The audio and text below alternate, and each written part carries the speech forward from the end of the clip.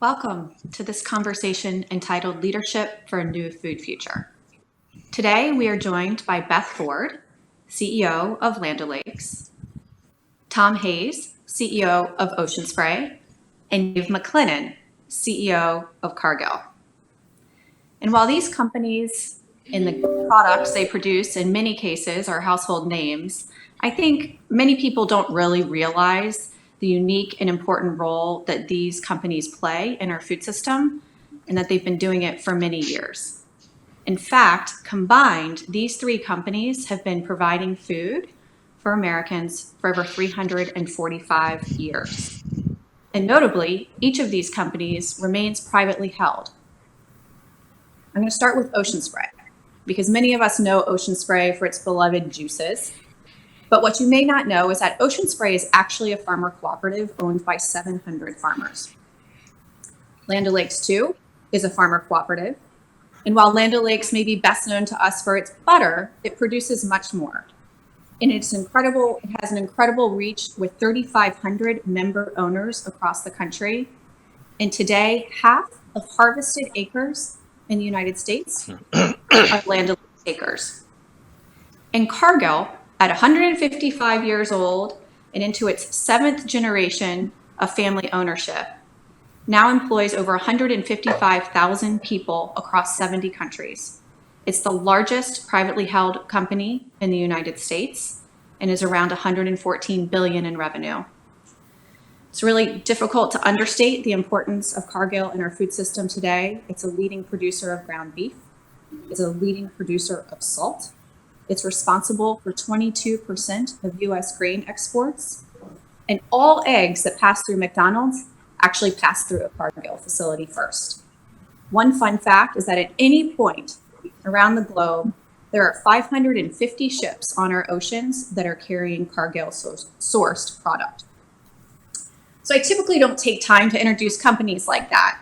But I think it's really important before we start this conversation for all of us to understand the incredible depth and breadth of these particular companies and therefore the important role that these leaders play in shaping the future of our food system. So I'm honored to have the three of you here today. I understand it's the first time the three of you have shared a stage, albeit virtually, I know, but I'm really grateful that you made time. I think there's been no other time during my lifetime, at least, that I can think of more attention and awareness of the importance of our food system than we have seen just in the past few months during this COVID-19 crisis. And as you may know, the theme of this year's global conference is meeting the moment. So before we turn to a number of topics here, I want to give each of you an opportunity to talk about how you, as leaders of your companies, have been meeting the moment. Whether that means helping with emergency food relief or ensuring that we minimize supply chain disruptions or simply caring for your workforce that we all now recognize as essential workers. So Beth, I'll start with you. How are you meeting the moment? Well, I put it through a few frameworks. You mentioned prioritizing your employees, and I've said this before that I always thought that that the employees were first, that I paid attention, but I think never is that more important than right now, where you have so much anxiety. This happens so rapidly. Suddenly, folks are working from home, but we also have our plants operating, our distribution centers operating. So we not only worked and prioritized safety, we also increased pay. And we have a hotline. We engage with them. We offer extra time off if they have an exposure or they have a child care issue. So, the employees are the priority, and they have been consistently the priority throughout this. And I think when you have an engaged workforce and you're able to keep everybody calm and kind of in the chute, your results are much better, and they feel more engaged and focused. From a farmer, we are farmer owned, we're a cooperative. So from a farmer's perspective, an agricultural perspective, this level of volatility has been terribly challenging for farmers. And so we work directly with our member services groups on the farm with these farmers, but also in DC on policy that is supportive to make sure that they can get some level of relief to get to the other side of this crisis. So from the farmer's perspective, from the ownership perspective, it's been on policy and then direct connection. We also are focused on rural communities that are central. I always think, the farmers are part of a community. Farmers, 95% are family owned. And so they are going through the same challenges all of us are. They're trying to make sure their kids have education.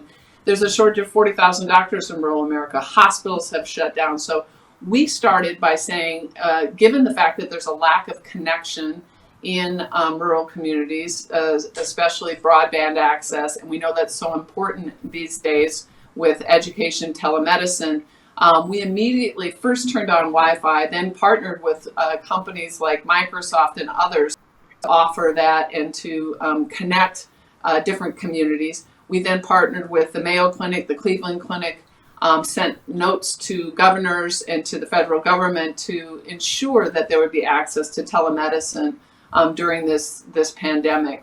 And then that there would be access to free Wi-Fi so that children could finish their homework. So we're prioritizing rural communities, trying to do something immediately, and then over the long term, I'm sure we'll have this conversation around policy to change this challenge. And then finally, of course, we're focusing very directly with our customers. It is a very tight supply chain in food production and food service. So we've been working to make sure that the store shelves were stocked, and at the same time changing some of our manufacturing priorities that are tied to food service that was declining. And since you mentioned keeping the shelves stocked, I heard that when we all went into lockdown and started cooking at home, that butter sales, demand for butter nearly doubled. Is that true? I'm telling you, it has been unbelievable, unbelievable demand. Now, this is great, and this is like any other business, right? So yes, we're back to like the 1950s at retail, but food service, where you get bulk butter and things like that, that has declined dramatically. So it's kind of this offset. We're having a record year in our butter business. Yes, we also have a cheese business. We have, pudding, Cozy Shack pudding. We have a number of businesses. We also have Purina.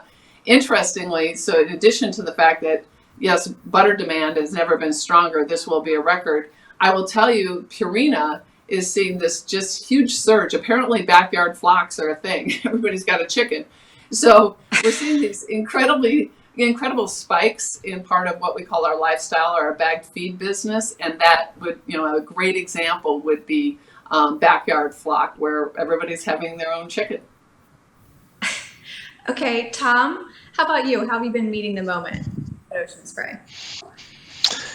So much like, was said, I think that, looking at this through the framework of the different constituents is what Ocean Spray has been doing. I do want to start by saying, happy National Farmers Day. It's a great day to be doing this because we recognize, so many that, around the country are doing such significant work to put food on the table of folks around America. So thank you. Appreciate you today and every day. But as Beth said, there's a lot of complexity in the supply chain. What we've been trying to do is reduce the complexity to help our team members stay focused on the task at hand, because much like butter, people have sort of come back to, I would say, cranberry products, cranberry juice, and our beverages in a significant way, and our craisins have been doing really well. So the first order of business that we went through is making sure our supply chain was safe, so our team members coming into the plants every day and feeling like they are going to be not only safe coming in, but also when they leave, they have the information they need in order to keep themselves protected when they go home. Because part of, I'm sure, what my other friends would say is that the plants in and of themselves are not necessarily where a lot of the risks reside. It's when they go out into the community and there's some of the interactions folks are having. It makes it difficult to maintain distancing, and that's been a challenge for sure. But We also listed wages of all of our team members by $1.50 per hour for our hourly workers at the plants because they were working sometimes, almost twice as much as they were. There's a lot of overtime in the plants, and so that was important for us to make sure that our team members were getting, paid for all the difficult work they had to go through. And then importantly, again, to Beth's comments about local communities, we have been involved in Feeding America because one of the big things that we all know is that a lot of kids, unfortunately, the only time they get a chance to eat is at school. And certainly school plays a big role in getting a healthy, balanced diet. So we have been contributing with team members, volunteering, as well as our local 700 farmer owners at their regional level participating with the Backpack program, which delivers meals, lunches to children. And so that's been certainly a focus of ours. And then also just making sure that along the way, our team members that are not at the plants just feel much more connected. I mean, everybody's taking advantage of technology like we are here, but doing what we can to make sure everybody's in the loop and, beefing up communications. Thanks, Tom, and thanks for mentioning National Farmers Day. I'll just assume that the Milken conference scheduled us for today for that reason. Dave, how about you? How are you meeting the moment at Cargill? Yeah, hey Ryan. It's almost not a moment anymore, is it? It's a way of life, and it began for us back in January when the pandemic first started in China. And so we saw, and certainly no one would have predicted what it's come to today, but we saw got an early glimpse as we had to go into lockdown in various areas of China. Our offices and our plants had to shut down, and then it certainly came into Western Europe and North America very rapidly, and certainly to the rest of the world. Like Tom and Beth, we have focused on our employees' safety. And when you're making decisions, by the hour, and when you're getting information by the minute, which was happening in early March and into April, certainly, when you have that filter of let's keep our employees and our supply chain safe and operating, the decisions became very, very easy. And we certainly applied that to all the decisions that we made, starting from shutting our office locations. But then, of course, our plant workers, of which you mentioned we have about 155,000 employees worldwide. Probably about half of those are plant workers. They don't have the luxury of not going into the office, so to speak. And for all three of our companies who were deemed essential in early days in terms of keeping food, keeping the shelf stocked, we had that obligation not only to feeding the world and to nourishing the world, but also to our employees. And that became a top focus of how do we keep our plant workers safe, and how do we improve our standards and move quickly to protect them, while at the same time making sure that food is being produced. And that certainly was a challenge, but it's a challenge that all our companies were able to meet. And certainly this has become a way of life. Like Tom and Beth, Cargill has been very focused on supporting our employees in the communities where we're doing business. Because we're an ag and food company, we are in very many rural locations that are particularly hard hit. We started an employee relief fund that has been funded by the corporation, but also by individual employees. That those whose lives were severely disrupted by COVID were able to have come to us for a place of relief and a place of financial support. And then I would say where we are today, not only that none of that goes away, but the thing that concerns me the most now, or as much now, is mental health. And I think, it's certainly, I'm not the originator of this thought, but I think mental health and mental illness will become the second pandemic, certainly in this country as we go into the winter months. There's more isolation, there's more stress on individuals. And so we are working very hard to make sure our colleagues know that there are resources to help them deal with mental illness, with mental health, which may be exacerbated by what's going on with COVID, keeping our supply chains moving. But I think that's my concern, especially as I said, as we go into the colder and darker months in the Northern Hemisphere. And Beth said as well that the shift of consumption to retail, people are eating at home more. So retail consumers, retail customers We've got to make sure that that food ag part of the supply chain continues not to be disrupted. But we've also got a significant segment of our customers who are in food service that are going to suffer significant impacts as people are not able to eat outside. They're going to be less willing to and more reluctant to go out to a restaurant in colder and more enclosed months. So certainly there's no lack of things to think about. But I think as we think about physical safety, emotional safety, those are two of the things that we're focusing on the most at the moment. If I could add something, because I think Dave's point is so important on mental health. We're already in a multi-year challenging commodity environment for many farmers, and there was an increase in bankruptcies and an increase in farmer suicides.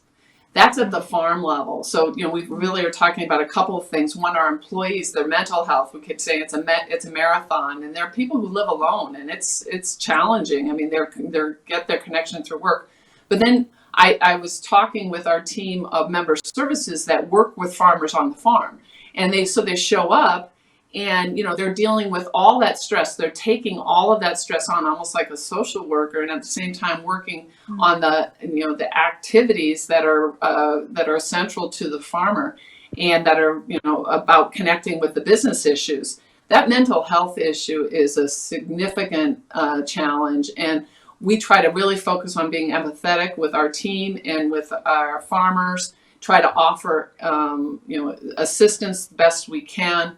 Point them in the direction of professionals who can deal with mental health challenges. But Dave's point is so important. It is really an increasing concern, and it won't get any better this winter. Well, I'm glad you raised that, because the broader public health concerns around COVID, not COVID itself, but all of the fallout, have been getting increased attention. But before COVID came and worked its way across the globe, we already had a global health crisis in the form of chronic disease rates skyrocketing. And here in the U.S. we have, I think it's now somewhere around 75%. So 3 out of 4 American adults overweight or suffering from obesity, and about half of the adult population in the U.S. now suffering from diabetes or prediabetes. So, it's been suggested that the food industry should do more to improve health outcomes for consumers, or to at least make healthier choices easier for the eater. Do one of you want to take this question about whether the industry should and could do more to help address our chronic disease rates? Tom, I think I saw you nod. Sure. One of the things that is constantly a struggle, right, is the fact that consumers want to maintain a healthy lifestyle, but they also want to have food that tastes great. I mean, that's what we're always trying to balance. And on the one hand, we have done a really good job, I think, as a food industry, getting behind what's going to be, the way we can cooperate and collaborate to, bring better, quality products, healthier products to the market. But it's also, just a challenge of how do we educate, how do we make sure that those things are the ones that, new products are the ones that consumers demand. From, I think the Consumer Brand Association that, was a grocery manufacturers or food service, manufacturers that, do take on these challenges. They face the difficulty of trying to herd 1,000 cats against single initiatives. What I think has been really helpful is that as innovation continues to focus on what consumers want, they want fewer ingredients. They want to make sure that sugar is less in terms of refined sugar or added sugar. And so we have seen the consumer sort of start to lead the way there, particularly with the younger generations, to move towards more healthful products. So cleaning up the supply chain is certainly an effort that I think we all have been trying to do as it relates to, fewer ingredients, different ways of making sure that our products are healthful in terms of refrigeration, frozen products, taking additives out. And so at least from my perspective as it relates to our business at Ocean Spray, that is a real opportunity to go from a cranberry centric company to a consumer health and wellness company focused on those products that provide unique benefits. But certainly it's on everybody's mind. I know it is, but it's a difficult challenge given the size of the supply chain.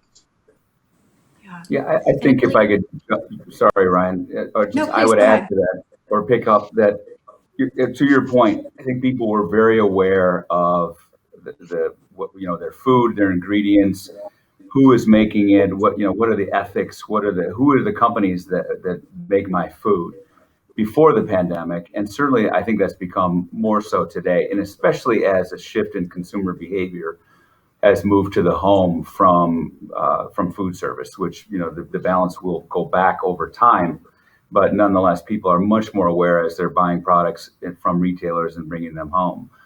I do think, and Tom used the right word, which is innovation, that all food companies are focusing very much on innovation in terms of their ingredients, their products, their transparency, so that people know here's what goes into your food. Here are the companies that are making your food, and here is the way it is being produced. And in particular, for example, and you said it, Ryan, people want choices.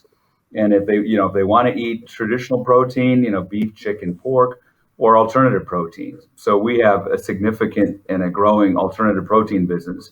We make pea protein in a joint venture called Purus, and we also are making our own alternative protein products so that people have a choice that if for health reasons they would rather have plant-based protein as opposed to animal-based protein, they want to have that alternative. We also have a business that is focusing on the microbiome, so commonly referred to as gut health, probiotics, prebiotics, things that help digestive health, and that is also a significantly growing business for us because what you put in your body is going to obviously have an impact on your health, and people want the choices so they can make those choices. If they want to eat things that they may deem less healthful, they can have that choice. But certainly more and more consumers want to have those choices in their products and in what they consume. And that's going to come through innovation in the food industry, through companies like the three of ours. So you're going to see more and more of that in the years ahead. Yeah. Yeah, if I want to add one more comment because both of them hit it. I mean, all companies are innovating. We have our platform. Is it nutrition? Is it indulgence? Those are the areas of focus for our R&D team. I would also say it is important for us to offer choice for a consumer, but also offer clarity and transparency to what is really healthy and what is this difference back to ingredients. So there had been a lot of discussion: is organic more is healthy? Is that healthier than traditional production? GMO versus non-GMO, whatever. So some of this gets to be a communication or a marketing effort. If we talk about what is really healthy, is there a real health differential? How are we communicating to the consumer? And then what are the long-term implications for agriculture and for production, for food production? Those are areas of concern. Obviously, since we're farmer-owned, we want to make sure that there's real clarity about that to say it's healthy, or now the narrative or the lens is this better for the environment? Is this better for climate? I think all of us want to make informed decisions, and innovation will be a part of that, and then transparency will be part of that, and then I think consumers will make their choice. And I'm glad you raised health of planet too, right? We think about the health of people, but in addition to being pivotal to the health of our population, the food system is also pivotal to the health of the planet. And it's a lot to place at the feet of farmers, just keep us all alive and keep our earth turning. But our current food system has been said in some recent reports to be a leading contributor of global greenhouse gas emissions, for example. And I've heard each of the three of you talk about the importance of sustainability in your efforts in that area. And I'd love to hear you each share a little bit more about what you're doing towards making your processes, your production more sustainable. Dave, do you want to jump in here? Sure. I think sustainability in agriculture, in ag and food, as you mentioned, Ryan, is the presenting issue in food and agricultural production, food production in of today, and certainly in the years ahead. And as in the same way that consumers have become more aware of their ingredients, the manufacturing process, the companies involved, they're certainly more aware of the environmental footprint that all industries make, but certainly agriculture and food.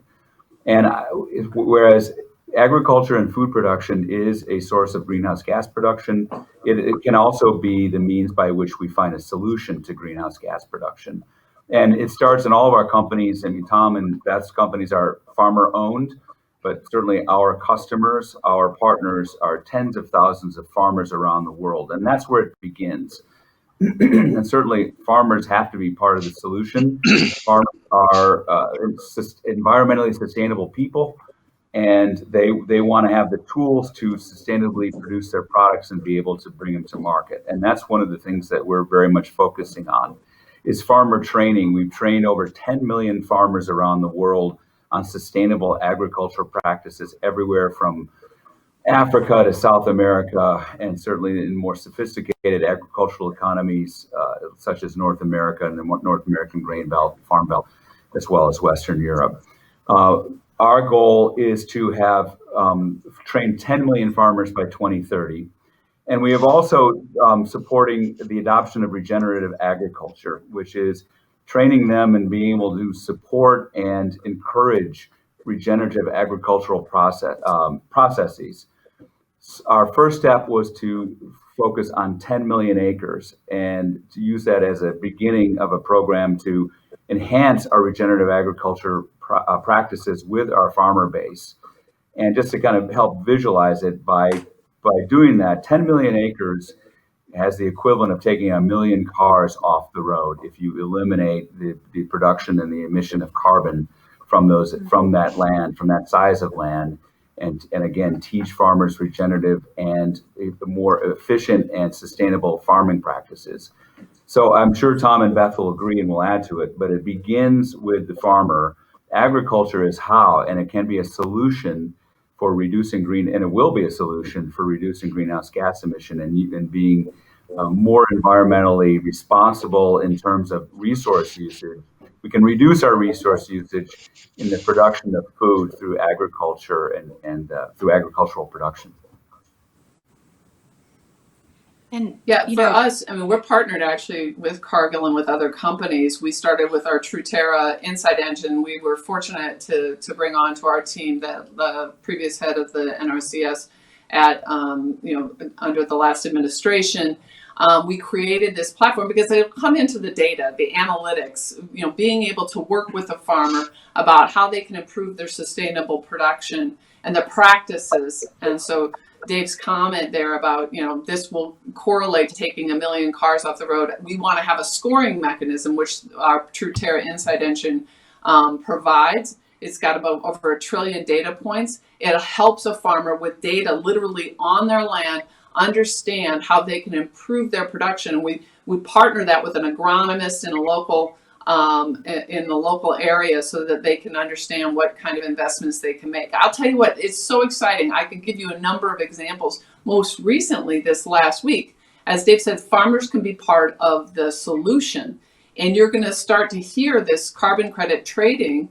We've partnered with Nori. We announced this. Nori would be like the eBay. It's starting to try to be the eBay of carbon credit trading and putting up this platform. So we're partnering with them to provide the data and the analytics that will allow this carbon credit to be developed and then priced.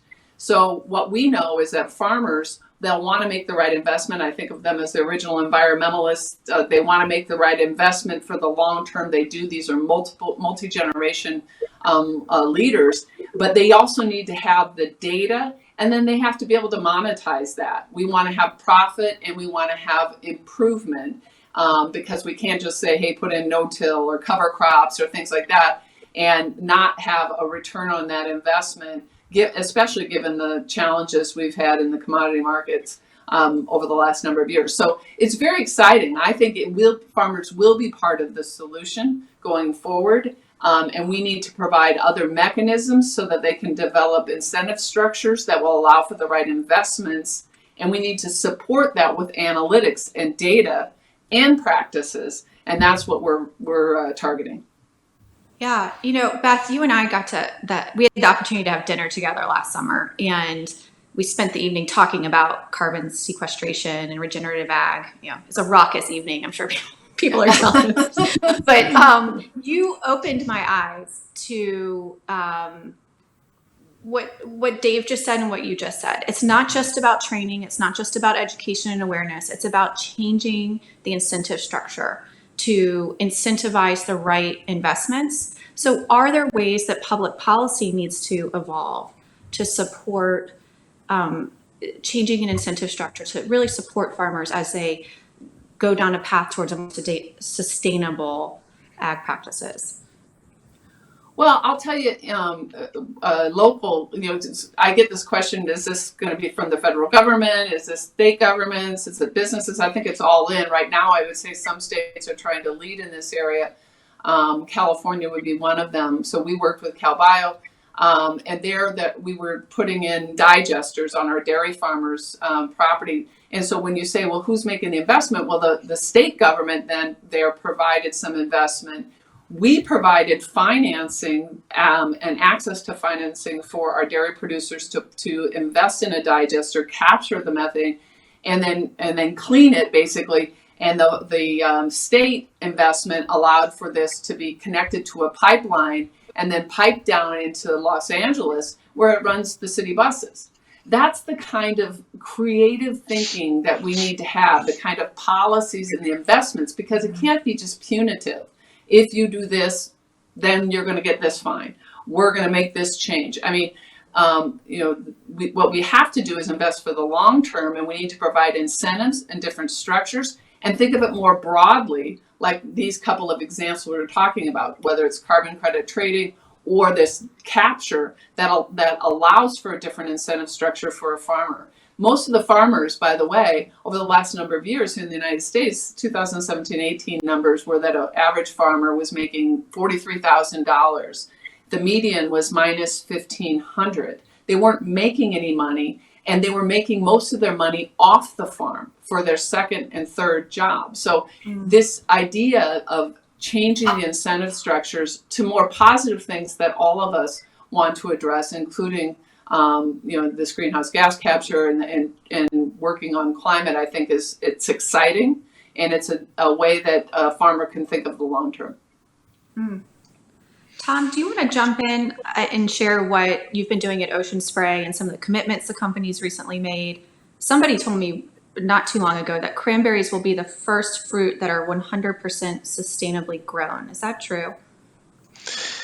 That is true. Sustainable Agricultural Initiative certified that. But let me jump back for a minute, Ryan, to just commend both Dave and Beth. Their organizations. I think probably maybe most people know this, but just to share, they have incredible levels of cooperation with other industry participants. And just from past experience working with Land O'Lakes, they've really taken sustainability, I think, to the next level, and just in terms of awareness, not for maybe their consumers, but with other industry partners. And then Dave, talked about alternative proteins. It's hard, to come to the organization and the size of Cargill, I would say, and talk about things that are sort of as breathtaking as alternative proteins. But that's the sort of leadership that I think is going to really make a difference. So yeah, as for Ocean Spray, I think what we can do and have been doing is just bringing awareness to just to piggyback on what Dave said, regenerative farming. For us, agriculture is something that can reverse, climate change if done the right way, by making sure that we're continuing to rebuild, organic matter and soil and biodiversity. We have done a great job, I think, as it relates to the becoming sustainable, and that's excellent. But we don't want to just be neutral. We want to have a positive impact. And then maybe the one thing that wasn't mentioned, or really wasn't dwelled on that is also going to be something we have to focus on as an industry is just the recyclability of our products and reusability, compostable packaging, recyclability. We just entered a relationship with TerraCycle and Loop that some of our packages will be managed through that system, and bringing awareness to those things that all come together to bring recycling and waste, which is a whole nother topic we could spend probably hours on here. I think that's very important to the conversations as well. I think one of the points that Beth and Tom know very well, since they're owned by farmer cooperatives, and so farming is hard. I mean, it's an outdoor sport, and you've got weather conditions, and the farm economy has really been in tough shape for the last several years, and the emotional impact of that, as Beth alluded to, is significant and profound, and certainly has been exacerbated in the last couple of years because of trade restrictions and various national level policies, which, without the subsidies that in turn were provided, could have been a real disaster for the farm economy. But ultimately, I don't think farmers want to be living on subsidies. They want to be living on open markets. They want to be rewarded for their products, but it is not an easy industry, and it is something that there's so many variables: policy and weather, and certainly sustainability. But to the good points that both Tom and Beth made, yes, there should be policy. There needs to be policies in place, or there needs to be policy involvement at national and local levels to encourage sustainable agricultural production that needs to take into account the economic needs of farmers and the recognition that sustainable farming practices are expensive and they need to be rewarded for their products.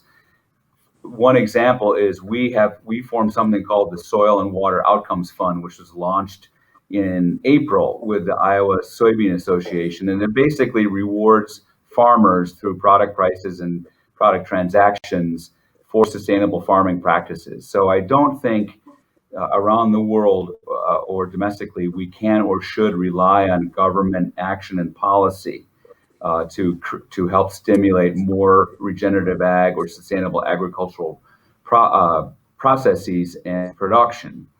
But I think companies like the three of ours, we take it very seriously, and we can lead the way in terms of, we'll call it, private sector policy that will encourage better, more sustainable production and more focus on regenerative ag. And remember, I think Tom said it, that carbon, greenhouse gas is carbon going into the air, but dirt is a carbon sink. And so sequestration, and that's where farmers, this is their home. This is the land, and this is where they can help with carbon sequestration, which is one of the many solutions that agriculture can offer to climate change. Well, and Dave, I'm glad you raised that point. I think, Beth, it was you that told me, or schooled me, I should say, a little bit on the economic realities for farmers in the United States. And it was something like the average income for farmers a couple years ago, at least, is around $40,000.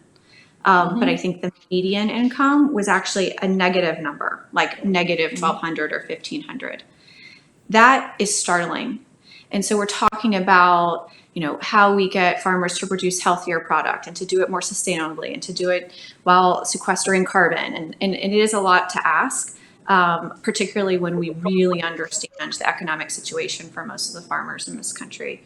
I saw this article the other day along those lines. Those numbers are the right numbers, but I was dumbfounded. Here they would say in the United States we have 2 million farmers. Let's say it's 2 million. But they said that really 80,000 farmers are the ones who generate 2/3 of what is produced and sold, and because they're the ones that are profitable. So they call the rest of them hobby farmers, and the reason they're hobby farmers is because 90% of their income is being generated off their farm. Yeah. And so it's because of this long-term downturn, and Dave is absolutely correct. It's expensive to change practices on the farm. It's not a lack of desire to do it. That's why I say changing that incentive structure is so important, because otherwise what they do is they have to take the job off the farm, They're trying to figure out how they can do that and still maintain land that they've had in their home, in their families for generations. So it's not a lack of desire. It is what is going to be the appropriate investment that they can make to get the right return so that they can sustain their operation. And I know the three of you have been vocal about some of the challenges in rural America and getting technological innovations to parts of the country where we still don't have broadband access. Can you speak a little bit to the broadband access issue we have today? Sure, we started something called the American Connection Project. So today, now the number bounces around. Is it 18 million, 20 million, 24 million that lack broadband access, but 80% of those are in rural communities. 1 in 4 children or farmers in rural communities lack broadband access. And think about that. That's like electricity. That's like the electricity. It's like mail delivery. That's the way we live our life. Can you imagine? Sometimes you forget your phone. You're like, I'm disconnected. I'm untethered. How am I going to do anything, right? And this is serious. This is a major issue. It's why job development, job creation has lagged in rural versus suburban or urban areas. It's a real challenge for teleeducation right now.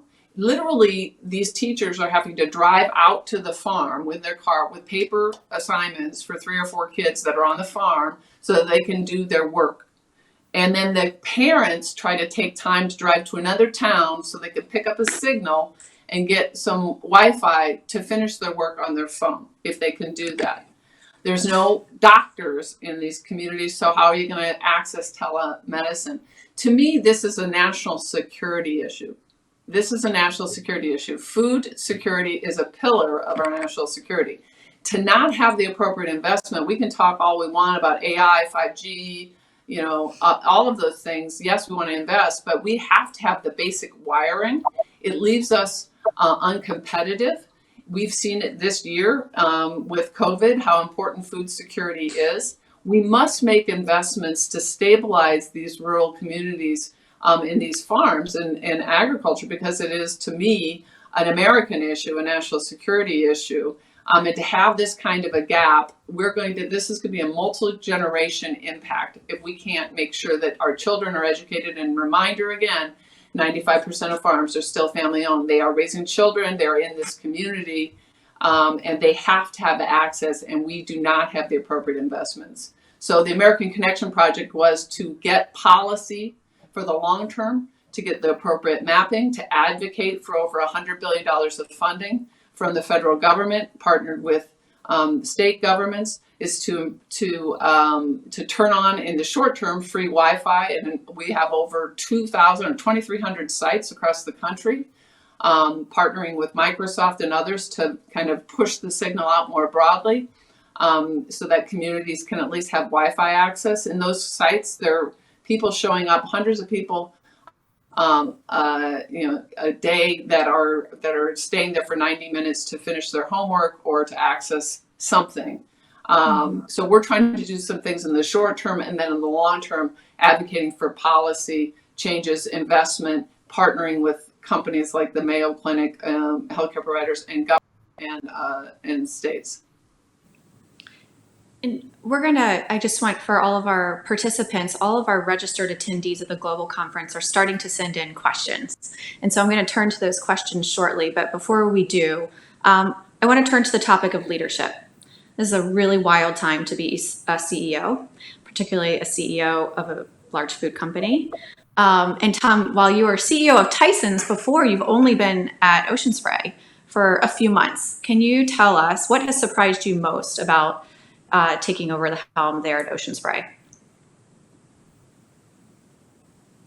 Yeah, so I can maybe tell you what hasn't surprised me, which is some of the issues that Beth talked about. But there is a lot of challenge that is out there as relates to farming profitably. And people don't want to receive subsidies; they want to have a farm that creates a profit. And just a little bit on Wi-Fi for just availability for being part of the modern society, but tracing. transparency and tracing throughout the supply chain. I mean, ag tech implementation, there's so much that you can't do if you don't have, Wi-Fi and maybe subsidized Wi-Fi. Preface all that by saying USDA has done a nice job supporting our farmers throughout the pandemic. As it relates to, leading, everybody's got to figure a way to make sure that, team members stay engaged. Dave, brought up the important, idea that people are having mental challenges and having, feeling not necessarily a part of the team and feeling that they have, less to hope for. And that's not just in the general public, right? I mean, that is within our companies. And so I think finding the ways to make sure that they do feel included and that we are, reaching out to them and we're concerned is extraordinarily important. And for me, coming in new to Ocean Spray, it's been very difficult to, get to see everybody because I can't certainly travel to some of those areas that I'd like to. But leveraging technology and any sort of other communications that we can is extraordinarily important. So, leadership comes in a lot of ways, but I think it's also just making sure that people understand that there is hope and that we are focused on the things that are going to get us through this, and we're not going to lose our sights on innovation and things that are going to drive us forward past a time in which this pandemic is not all consuming. And on a much lighter note, I assume you never expected to be a social media viral star. For those who don't know, in the last, I have to tease you, in the last week, Tom's video skateboarding while singing to Fleetwood Mac and drinking some Ocean Spray has received about 12 billion impressions, which is incredible. To your point about staying connected, you did it. Yeah, I just on that, it's that was simply seeing this gentleman, this skateboarder, potato farm worker, Nathan Apdoka in Idaho, and the vibe that he was creating, which was just his car broke down and he was getting to work, he was skateboarding to work, and he just that's something that happened amongst everything else that's going on in the world, and he was taking upon himself just to keep a really healthy attitude, and that was something that we saw was pretty cool. It's a moment we didn't know we all needed, but apparently we did. Yeah. Okay, so Beth, you've been at Land O'Lakes for almost 2 years. Is that right? Has it been 2 years yet? Well, I've been at the company for 8 years, but I stepped into the CEO job a little over 2 years. That's right. I'd like to say it's my 8th winter in Minnesota. Oh, well, we should just do a round of applause. We're stepping into that soon. Is there anything that's truly surprised you since you've taken the helm as CEO of the company? Well, I was the COO previous to that, so I thought I understood. I had the good fortune of understanding certainly the business issues, but it's the breadth of the constituency that you have when you are the CEO. Now, what has surprised me most, what hasn't surprised me, is how engaged and how agile the team is. I've been so proud of them, so impressed with them. The same thing for the farmers. I mean, I go out there all the time. I wish I could be out in the country more. To Tom's point, it's hard to do that right now. And even going into the plants, they're like, Beth, we want to see you, but please don't come because we've got these safety measures, so don't do that. But I think what I'm excited about is how engaged and how agile the team has been to focus on the areas of growth, but to reduce the variability of the downturns in different parts of our business. And I think that that's worked out well. When you say leadership in this time, I think that transparency, empathy, and humility are words that I would say are primary and not just words. You've got to show up every day. I told my team, I'm not going to tell them, aren't we lucky we're necessary and you've got a job, because I don't know their pressures. They have young children at home. They've got a grandparent they can't see. They've got, I don't know what's going on in their life.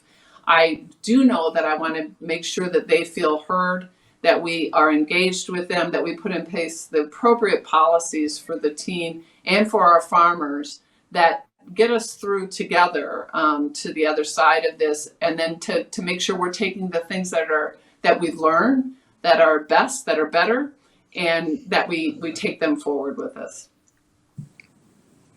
And Dave, I know you've been at Cargill since the 90s, so I won't ask you what surprised you most because you've had a little bit to settle in. But just to be clear, it's the 1990s, not the 1890s. Okay, all right, fine. Just gonna say. I am the agent of this group, having been at Cargill for 30 years, and then I'm about to start my 8th year in the CEO job. But I'll keep it brief so we can get to questions. And I would just change your word, Ryan, surprised to impressed, or what has struck me. Mm-hmm. And I think it's the resilience of our colleagues, especially the people in these rural communities that are in plant locations, as I mentioned a while ago. They don't have a choice. They've got to come in, and many of us are fortunate in that we have alternatives. I'm in my office today, but I can choose to stay home, and they don't. And the few trips that I've taken, and both Beth and Tom are big travelers as I have been, but I love to go out to the plants around the world and domestically. So I've taken 6 trips since COVID hit, which is an all-time low, but they were day trips to our plants to say thank you to the workers, to express appreciation for their courage, the fact that they put themselves in harm's way and in dangerous positions in some situations due to COVID, and large employee populations to keep the food supply chain running. There was a woman who had a T-shirt made. There's several women with a Rosie the Riveter graphic, kind of flexing her arm, with a bandana, just like the old graphic you saw. I think it was from World War II. And the caption said, "I feed 22 million people a day." And so one of our beef plants makes enough food for 22 million people. And so the pride that people take in putting food on the table around the world, no matter what country it is, it's inspired me, and it's emotional to see the courage and conviction. And I think when you reinforce those values, that you're doing great things by making food, I think it in turn inspires people that are working in very difficult conditions. And so that is what has struck me and inspired me the most. Thanks for sharing that. And I hope that that's one of the silver linings out of this time, is that we'll all have greater appreciation and respect and reverence for those who are growing and producing our food. I'm going to turn to a few of the questions that are coming in, and they're bucketed into some themes. So we're seeing some questions around alternative proteins. Tom, of course, when you were at Tyson's and Dave at Cargill, you were not just leading producers of animal protein products, but you also invested in alternative protein companies like Beyond Meat and I think Memphis Meats. So do you want to give your perspectives on the winds that are blowing towards potentially a more plant-based dietary pattern? There definitely, I'll start, and Tom speaks from experience from his time at Tyson, but it absolutely is a wind that is blowing. And I don't think, and some have stated that, the elimination of animal protein production by 2030, I don't think that's a realistic goal. But I do think, as I mentioned a while ago, that consumers want the choice. And you also are seeing the emergence and growth of values-based consumers. And especially with younger generations, such as Gen Z and millennials, I see it in my own kids who are 20-somethings, that the way they purchase food and the way they make food and focus on organics or sustainable production and alternatives, it's a much bigger driver. Now, going back to alternative proteins, it is a growing segment of the protein consumption market. We are an investor in Memphis Meats, which is cell-based production. So it's a technology that continues to evolve, and it continues to get lower cost. I mentioned Purus, which is a JV we have with some former farmers, and the current farmers, they're not former, to make pea protein. And pea protein goes into energy drinks. It might go into protein bars. And then I mentioned we have our own line of patties, of plant-based patties that are sold under store brand names. But the point is, people want a choice. It might be because of health. It might be because of sustainable perception of sustainable production. But it is absolutely a trend that is growing and is going to continue to grow. And as a food company, we want to be one of the companies that offers those alternatives to our customers and in turn to their consumers. Yeah, and Beth should chime in here because the plant-based protein really gets sort of started in the dairy industry in earnest. I mean, some of these products that have been around, they're imitation, burgers were just terrible quality in the past, and now I would say that the industry is sort of woke, if you will, to the idea that these have to taste great and they have to also meet on the sustainability and other, issues that consumers have in terms of, purchase drivers. It's coming. Like Dave said, it's not going to be here overnight, but it is definitely getting ag tech investor interest and investment. So that's going to help. And I think as technology comes up the curve, cost comes down, and it becomes a reality. And so the challenge becomes, how do you take what was the sort of old guard, if you will, and the agricultural system we have, and have that group of entrepreneurs participate in what will be sort of the new shape of things. And I think that's sort of the next wave. And I do believe that ag tech investing, will address some of that. We're also getting questions in here. Well, go ahead. Let's address the dairy. Tom was mentioning the dairy side, and I would say that almond drink, those types of things. We have talked about that, making sure that it's clear and what do the research show us. We see this animal protein side from our Purina business. Whether we're feeding livestock, hogs or cattle. There has been this increase. I agree that with both Tom and Dave, there's going to be this increase. Innovation is important. I support it, but I don't believe that you're going to see the demise of animal protein, because just as during this time there's been an increase in plant-based protein, there has been an increase in meat as well, in animal protein. So we should just understand that plant-based is starting from a lower base. So when you hear numbers, you say, oh my gosh, it's up 200% or 300%. That's right. And there is a wind blowing. So I'm not saying it's not, but I would also say animal protein has grown during this time as well. Yeah. And we're running low on time, but I'm going to do two quick round robins. I think we always get this. Everybody always wants to know what those who are leading food companies actually eat. So we're going to go around quickly, so you can each say your favorite food and the one food that you could never bring yourself to eat. Anybody want to jump in first? I could say my favorite food to eat would be a cheeseburger, just hands down. There's no question about it. I don't eat as many of them maybe as I have, just in terms of watching my weight. And the food that I can't get past my lips are turnips. Okay, Dave or Beth? I was born in Boston. My parents are from New England. Tom's from New England. I like seafood, so I'll go with shrimp. And I want to like asparagus, but I can't. So I know it's good for you. I just can't get it. I love salmon and I love steak, and so I would say those would be my favorite foods. I'm gonna be honest, I grew up in a family of 7 other children.